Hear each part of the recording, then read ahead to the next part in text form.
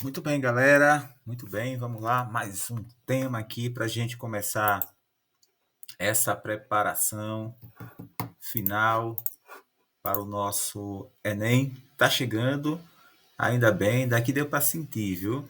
Tá chegando os concursos que a gente está se preparando, tá chegando muita coisa boa aí, então nada melhor do que se preparar. Vocês viram lá no calendário que o tema de hoje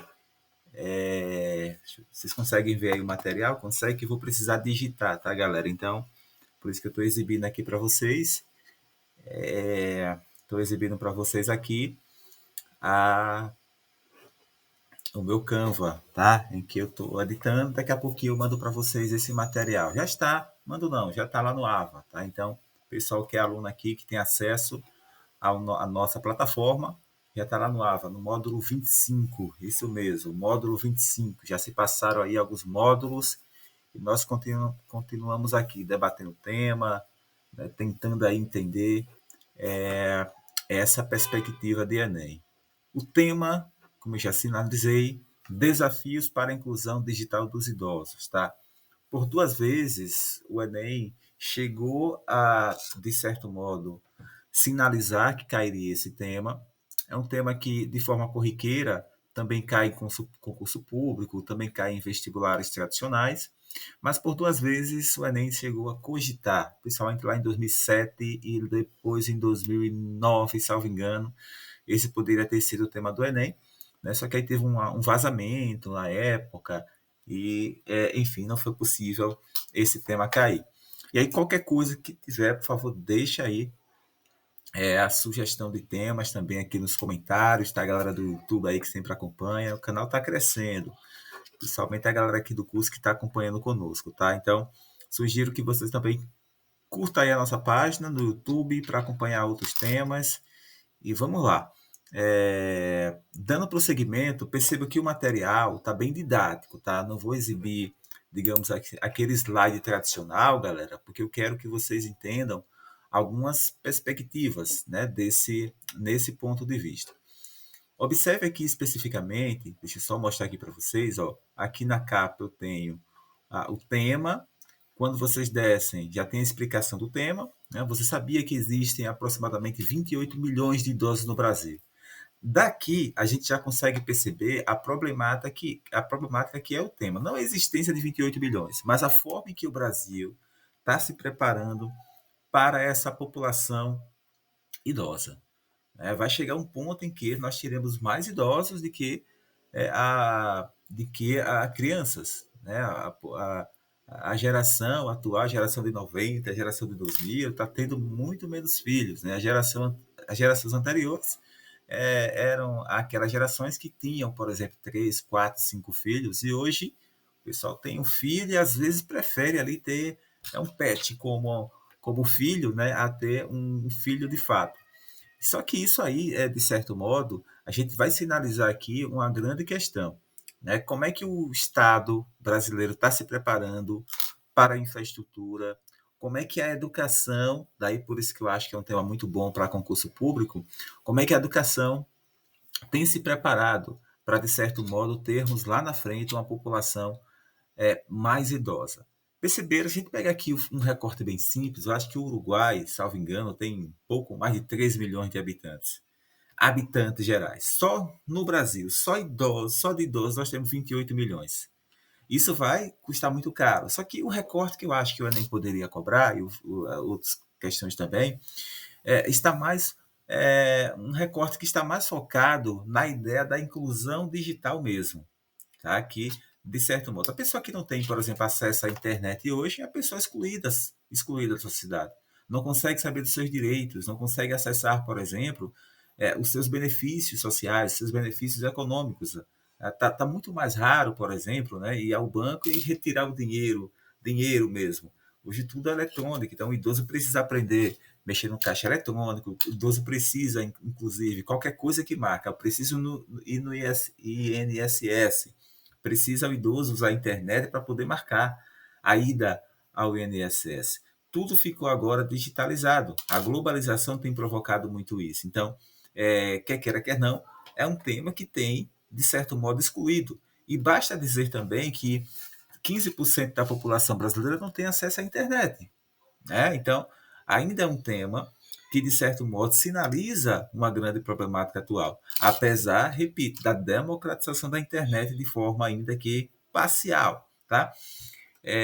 Além disso, coloco aqui algumas sugestões, tá? Prometi, ó, nós estamos usando aqui o PPS, o PPT, né, o slide, até porque eu vou precisar escrever algumas coisas para mostrar como é que vocês fazem a introdução, como é que vocês podem construir a argumentação, beleza? E aí eu coloco também aqui os textos motivadores, tá? Tá muito bem explicado, esse material já está lá no AVA, inclusive, já me adiantei, já coloquei para não esquecer, depois eu vou colocar essa gravação aqui para a galera da plataforma assistir, mas quem tem acesso aí pelo YouTube, certamente já vai curtir, vai deixar o comentário pedindo mais temas tais como esse, tá? Vamos lá. O texto motivador, gente, eu sugiro que vocês leiam depois, tá? Para que a gente não perca de certo modo, o foco aqui da discussão, mas é imprescindível conhecer o tema através dos textos motivadores. Por mais que eu sei que se trata do tema, eu preciso ali entender, inclusive nos textos motivadores, eu posso identificar um sinônimo, posso identificar um campo lexical, posso identificar, por exemplo, um argumento que até então eu não lembrava e vou, de certo modo, adaptando para aquilo que eu quero escrever. Tá? São 4 textos motivadores e aqui embaixo, como de praxes, o tema da redação. Tá? E aí o que é mais importante? A discussão sobre o tema. Professor, o que é que eu posso colocar nessa redação? Já pensei um monte de coisa, mas eu estou com medo de não dar certo. Vamos lá. O professor aqui explica muito bem, com toda a paciência. Lembrando, galera, para construir a introdução, nós precisamos selecionar 2 causas, ou uma causa e uma consequência. 2 consequências não funcionam, tá? Eu preciso selecionar uma causa do problema e uma consequência desse problema. Professor, agora ficou fácil, porque o senhor já mostrou aí, já estou visualizando, mas como de repente no concurso público, no Enem do vestibular, no simulado, como é que eu vou identificar as causas? Questionando o tema. E o questionamento sempre vai ser o seguinte: vem cá, por que existem desafios para a inclusão do idoso no Brasil? E aí, como resposta, eu tenho desleixo da máquina pública, que eu poderia substituir por negligência do governo. Eu posso colocar também engessamento do ensino brasileiro que prejudica o senso social, e aí seria mais focado como causa, percebem? Enraizamento e propagação de ideologias segregatórias e dificuldade na realização de tarefas cotidianas contemporâneas, que é uma consequência. Então, eu gosto muito de trabalhar, gente, com duas causas, mas tem pessoas que preferem uma causa e uma consequência. Então, eu já coloquei aqui, né, de forma democrática, uma causa, ou melhor, 3 causas e uma consequência. O que é que vocês vão precisar? Selecionar uma causa e uma consequência. Eu, repito, prefiro 2 causas.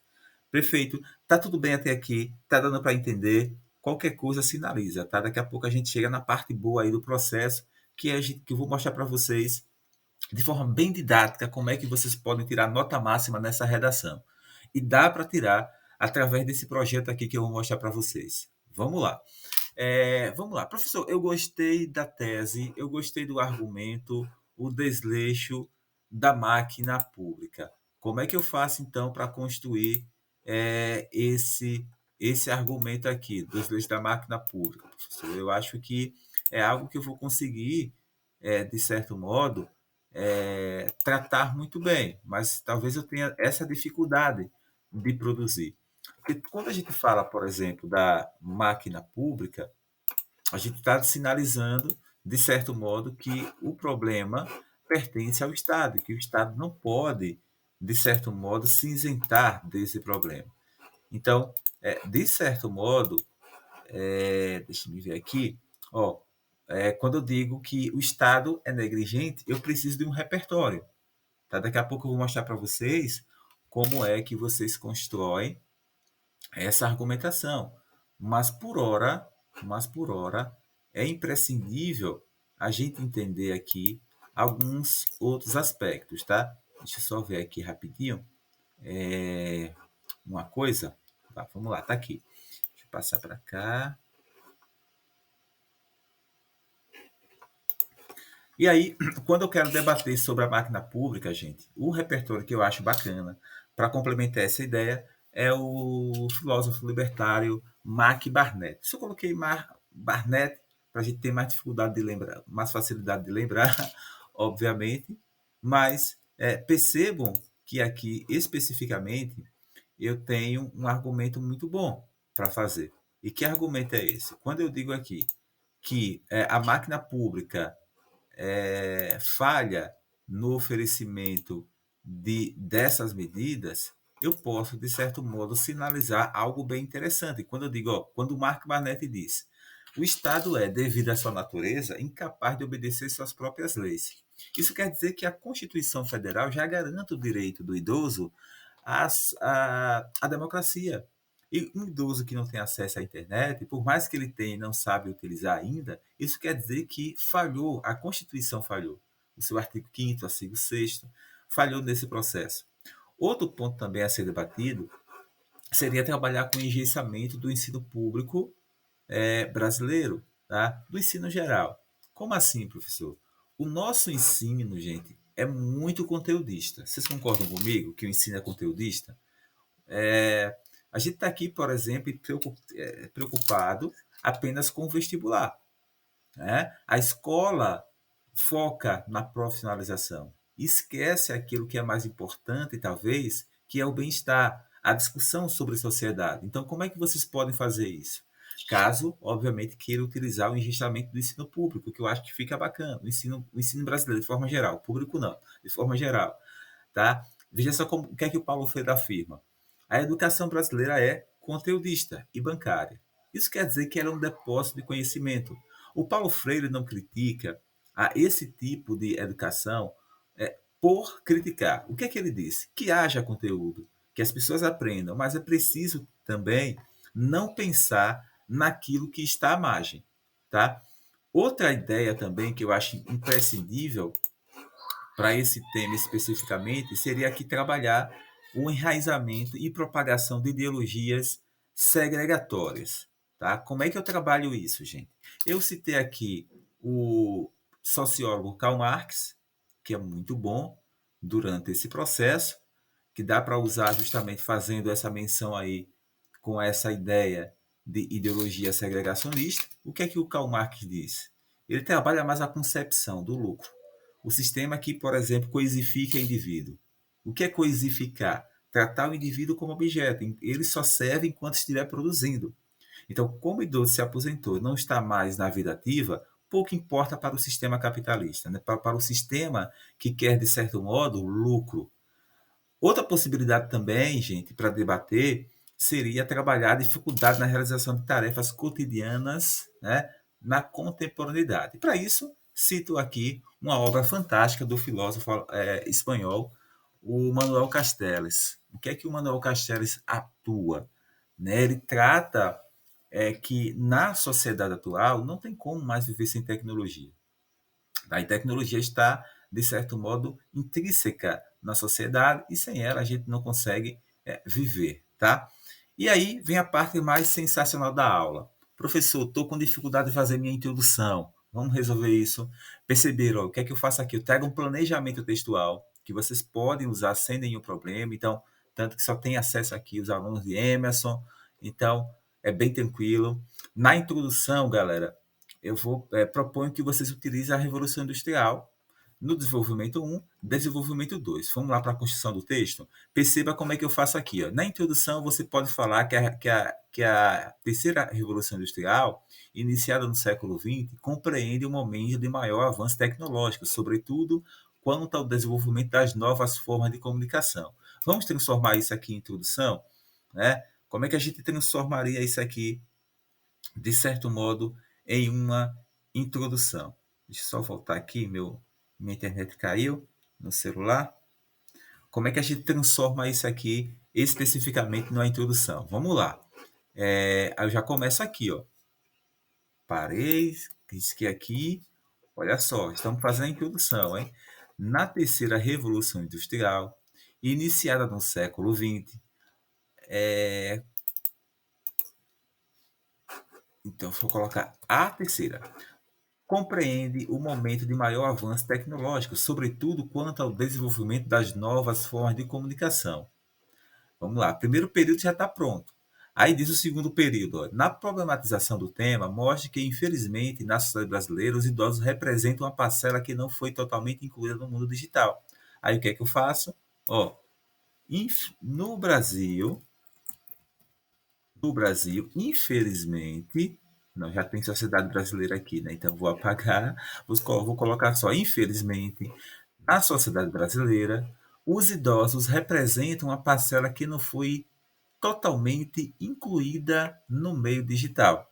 Já coloquei o tema e já relacionei a ideia com o meu tema. Agora, para inserir a tese, que eu vou trabalhar aqui, gente, com a indiferença da sociedade, ou seja, a apatia social, e também a negligência do governo. Tá? Aí, como é que eu faço isso? Logo, vírgula, deixa eu colocar aqui, atuam como causas a indiferença da sociedade e a negligência governamental. Pronto, a nossa introdução está pronta. Inclusive, se eu quiser dar uma caprichada, eu posso problematizar melhor o tema aqui, né, que não foi totalmente incluída no meio digital, uma vez que, uma vez que muitos brasileiros na idade senil, a idade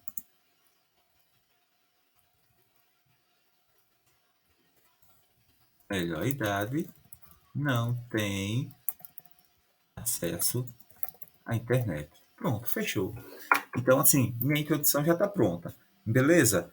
Vamos agora para o desenvolvimento. Lembrando, na introdução, eu coloquei como tese indiferença social. Perfeito? Deixa eu marcar aqui. Eu coloquei, ó, indiferença social. Indiferença social. Deixa eu pegar outra corzinha aqui para melhorar a marcação. Eu coloquei aqui indiferença social, tá? Primeira tese, não está saindo. Indiferença social.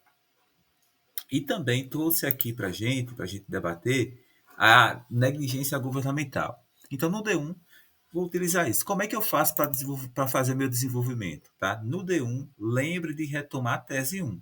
Então, assim, eu vou precisar retomar a tese 1, que é indiferença da sociedade. Aí, como é que eu faço? Com efeito, pode ser de início, pode ser nesse sentido, nesse contexto.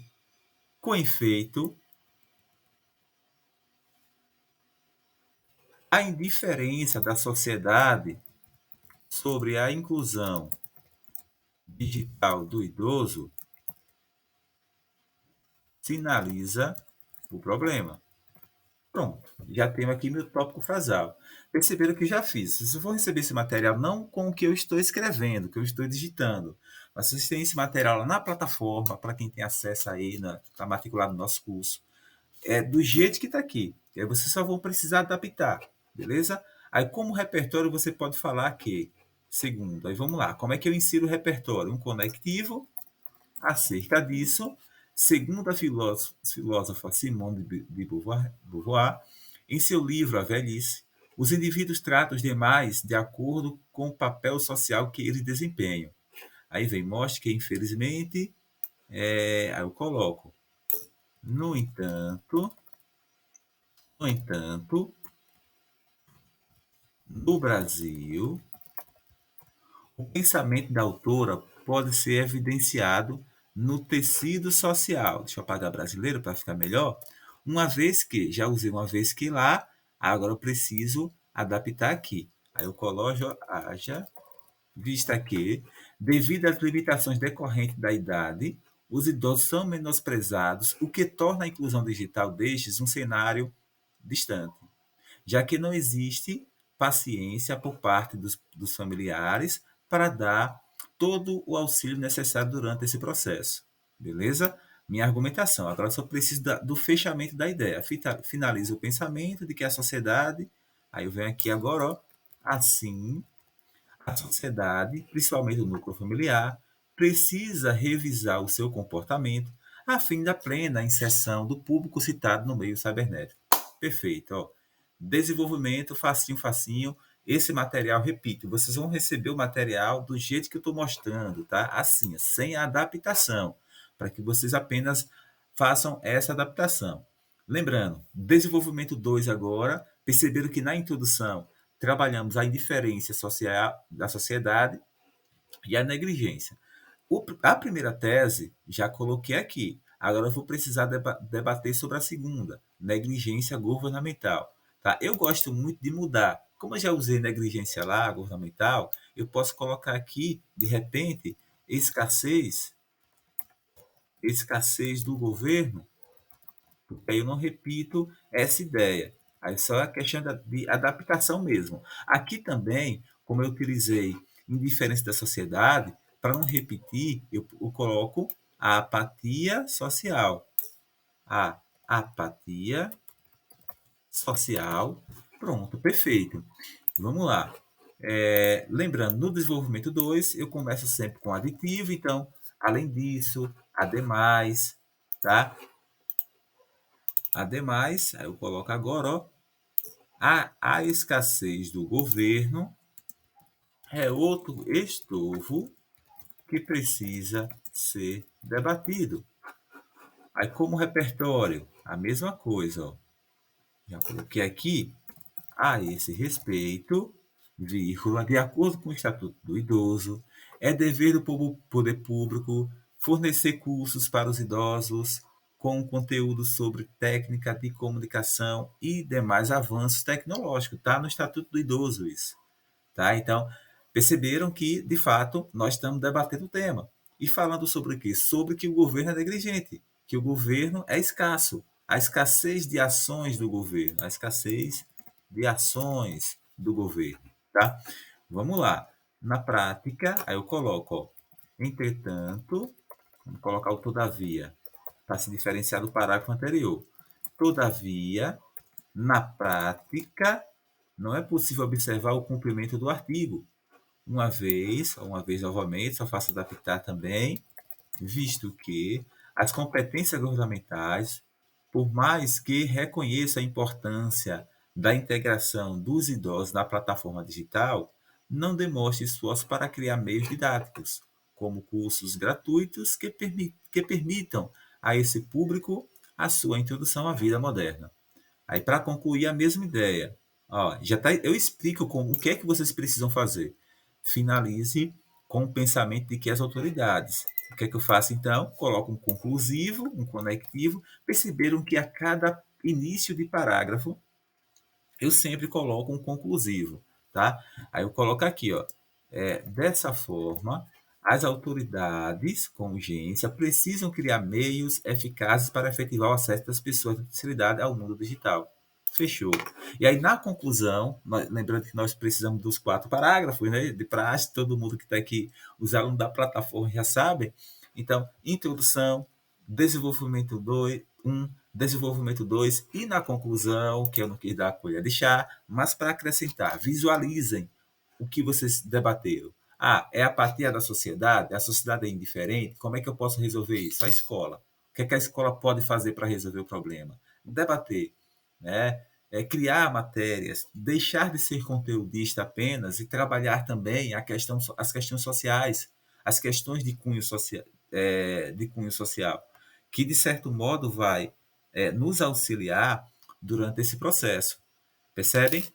Outro ponto aqui imprescindível também, que poderia ser debatido em relação à negligência governamental, é colocar em prática as leis que já existem. Então, assim, como nós já temos a Constituição, como nós já temos o Estatuto do Idoso, não diga que precisa criar leis. Tá? É preciso efetivar. Como é que a gente vai efetivar?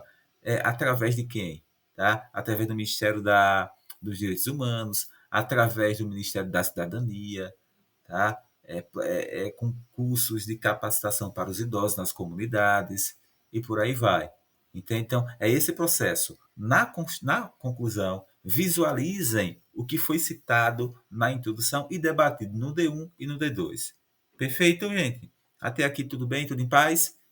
Enfim, era esse aqui o material, tá? É um presente aí para vocês, está muito bem construído, modéstia à parte. Então, vocês podem caprichar nessa redação para tirar 1000, hein? Todo mundo tirando 1000, tirando nota máxima. Eu vou ficar de olho lá na plataforma, tá? E manda os textos direitinho, tá? Aqui não mandou o texto essa semana, dá tempo, manda e vamos embora. Um abraço para vocês e até a próxima, tá? Um abraço.